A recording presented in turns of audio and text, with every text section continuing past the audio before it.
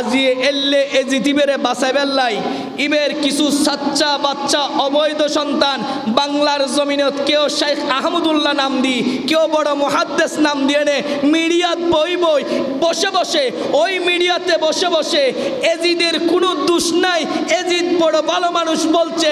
কাফের টাটকা মুনাফিক বাংলার জমিন আছে না নাই? কথা বলেন না, আছে না নাই?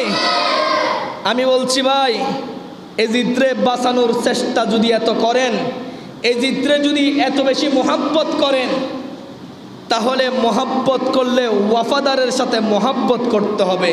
বলে হুজুর কেমন মোহাব্বত? যদি এজিদকে আপনি বাঁচাতে চান ওয়াফাদারের সাথে মোহাব্বত করেন। হুজুর কিভাবে করব? বলছি ভাই, আপনার নামটা মিস্টার মোহাম্মদ এজিদ লাগিয়ে দেন। কথা বলেন ঠিক কিনা? হুজুর বাংলার পাবলিক তো সচেতন, জুতার বাড়ি দিয়ে গড়ি দিব অচেতন। আর নাম যদি এজিদ লাগায় মিডিয়া তো দূরের কথা, বালের সামনে হতা হইলেও জুতার বাড়ি দিব। হতা হন না বা ঠিক কিনা? এজিদের জন্য যদি মোহাব্বত লাগে, নিজের ছেলের নাম এজিদ রাখার দরকার আছে না নাই? আরো জোরে বলেন, আছে না নাই? তাহলে ওরা এজিদকে বাঁচাতে চায় কিন্তু এজিদ নাম রাখতে চাই না। আর আমরা হুসাইনের পক্ষে ছিলাম, আছি, থাকবো।